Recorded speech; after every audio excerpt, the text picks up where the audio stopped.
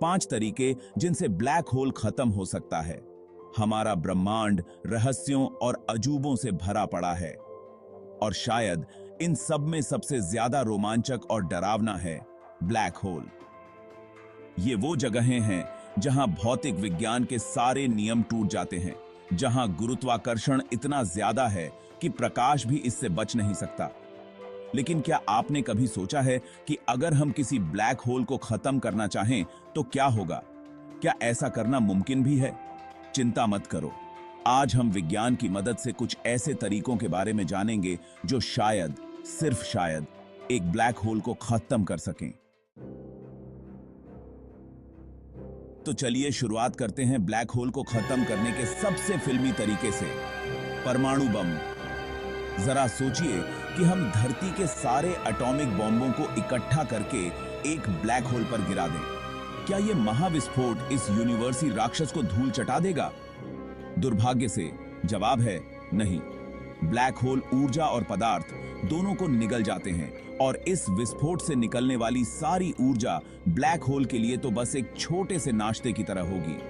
असल में यह विस्फोट तो ब्लैक होल को और भी ज्यादा शक्तिशाली बना देगा, ठीक वैसे ही जैसे आग में घी डालने से आग और भी भड़क जाती है।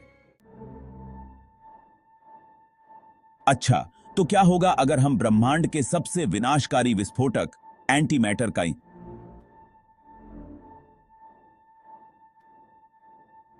इस्तेमाल करें?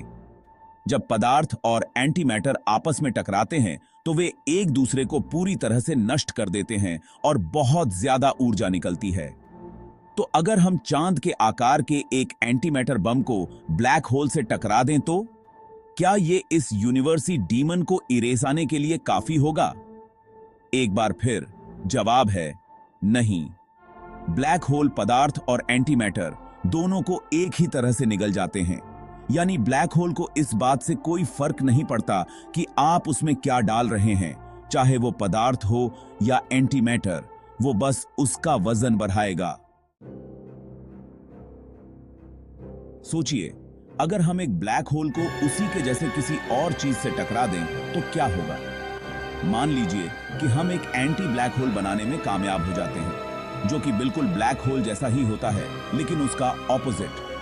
क्या ये दोनों एक दूसरे को खत्म कर देंगे जैसे पदार्थ और एंटीमैटर करते हैं? दुर्भाग्य से ये भी उतना असरदार नहीं होगा जितना हम सोच रहे हैं। जब एक ब्लैक होल और एक एंटी ब्लैक होल टकराते हैं तो उनके विपरीत चार्ज एक दूसरे को खत्म कर देते हैं, लेकिन उनका द्रव्यमान कहीं नहीं जाता। इसका मतलब यह हुआ कि हमें एक और भी बड़ा ब्लैक होल मिलेगा जिसका वजन दोनों ब्लैक होल के वजन के बराबर होगा। चलिए अब कुछ अलग सोचते हैं। हम जानते हैं कि ब्लैक होल का घटना क्षितिज एक ऐसी सीमा होती है जिसके पार से कुछ भी वापस नहीं आ सकता, यहां तक कि प्रकाश भी नहीं। तो क्या होगा अगर हम किसी तरह इस घटना क्षितिज को ही खत्म कर दें? क्या इससे ब्लैक होल का एग्जिस्टेंस ही मिट जाएगा? यह सोचने में तो बहुत अच्छा लगता है, लेकिन यह करना उतना आसान नहीं है। घटना क्षितिज को खत्म करने के लिए हमें ब्लैक होल के घूर्णन और चार्ज को बहुत ज्यादा बढ़ाना होगा।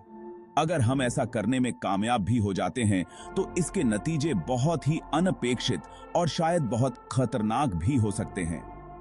कुछ वैज्ञानिक मानते हैं कि अगर घटना क्षितिज खत्म हो जाता है तो ब्लैक होल के बीच में जो सिंगुलैरिटी होती है, जहां भौतिक विज्ञान के सारे नियम खत्म हो जाते हैं, वो बाहर आ जाएगी। अब तक हमने जितने भी तरीके देखे हैं वो या तो नामुमकिन हैं या फिर बहुत ज्यादा डेंजरस। तो क्या कोई ऐसा तरीका है जिससे हम एक ब्लैक होल को सुरक्षित तरीके से और खुद ब खुद खत्म कर सकें? इसका जवाब है हां, लेकिन इसके लिए हमें बहुत ज्यादा सब्र रखना होगा। स्टीफन हॉकिंग ने बताया था कि ब्लैक होल असल में पूरी तरह से काले नहीं होते, वे बहुत धीरे धीरे ऊर्जा छोड़ते रहते हैं, जिसे हॉकिंग रेडिएशन कहते हैं। यह प्रक्रिया बहुत ही धीमी होती है और एक सामान्य ब्लैक होल को पूरी तरह से वाष्पीकृत होने में हमारे ब्रह्मांड की उम्र से भी ज्यादा समय लग सकता है।